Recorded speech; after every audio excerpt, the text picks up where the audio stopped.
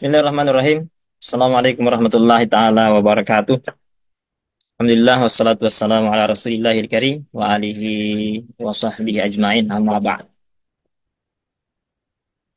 Hari ini kita akan mengangkat sebuah tema tentang seputar mandi.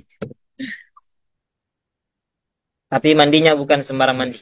Eh, Materi kita kali ini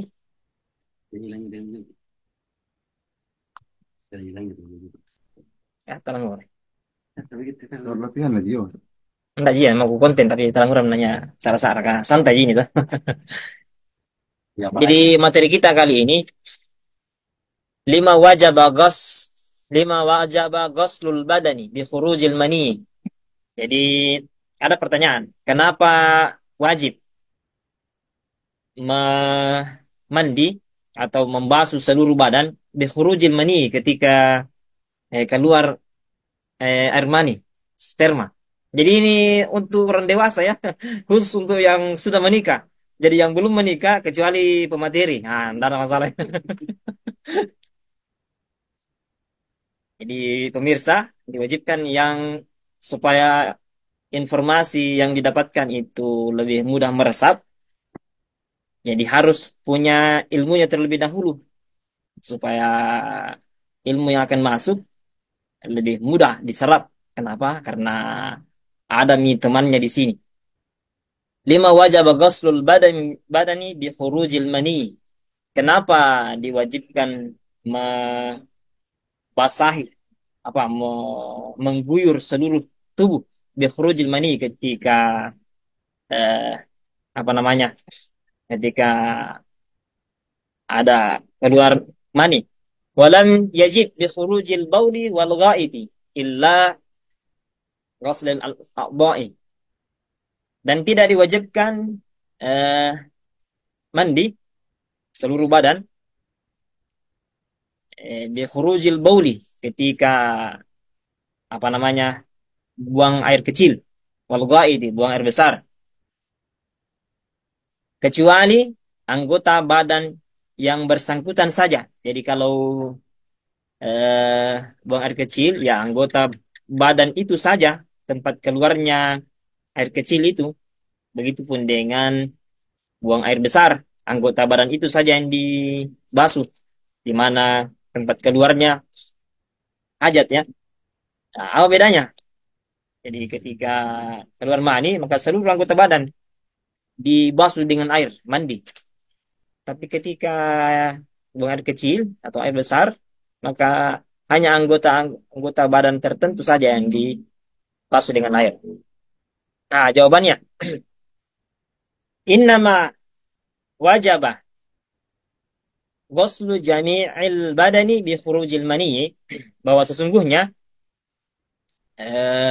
diwajibkannya mandi membasuh seluruh tubuh dari cepak rate hingga cepak rawa ujung di atas sampai ujung di bawah ketika eh, terjadi keluar mani. Walam yazid bi khurujil bauli wal ghaiti, dan tidak diwajibkannya eh, mandi ketika telah buang air kecil dan buang air besar. Wa innama wajaba ghuslul a'dha'i al-makhsusati la ghaira liwujuhin. Jadi bahwa apa namanya, ketika BAB dan BAK, buang air kecil dan buang air besar, itu hanya diwajibkan membasuh anggota badan tertentu. Apa jawabannya? Ahaduha. Pertama. Kalau ada pertama berarti ada kedua. Nah, baik.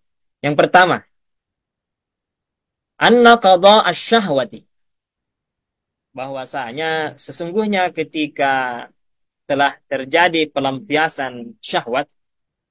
Jadi sekali lagi ini bukan konten untuk anak-anak ya, khusus untuk yang sudah menikah. Yang sudah menikah karena tidak connect antara informasi ini dengan yang belum menikah. Dan tahu gitu. Anna qadha asy-syahwati, bahwa sesungguhnya setelah pelampiasan syahwat biinzalil mani istimta' bi ni'mati. Jadi eh, setelah pelampiasan syahwat dengan keluarnya air mani istimta' bi ni'matin. Jadi ada suatu proses eh, menikmati apa namanya? Menikmatilah sebuah pemberian dari Allah Subhanahu wa taala. Yazharu atharuha. Jadi nampak sekali eh kenikmatannya, jadi nampak nampak sekali pengaruhnya fi jami'il badani, di seluruh anggota badan. Jadi ujung rambut sampai ujung kuku di bawah itu terlihat nampak sekali.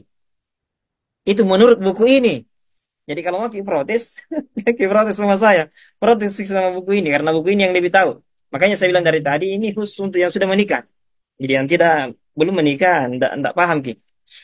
Jadi yazharu atharuha, nampak sekali itu pengaruhnya fi jami'il badani, di seluruh anggota badan. Jadi ketika terjadi pelampiasan syahwat dan ada proses keluar mani, nampak sekali pengaruhnya seluruh anggota badan.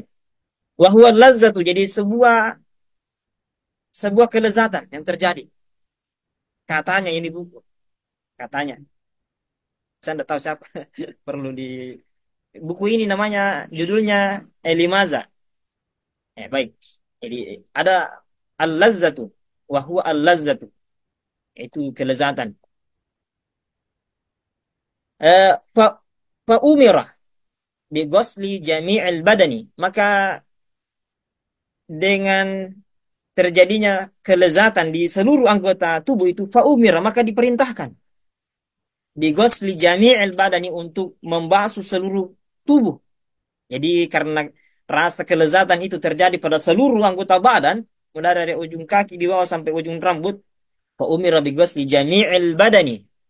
Ini fa umira bi ghusli jami'il badani, maka dengan itulah sebagai alasan kenapa diperintahkan untuk mandi dan membasuh seluruh bagian tubuh.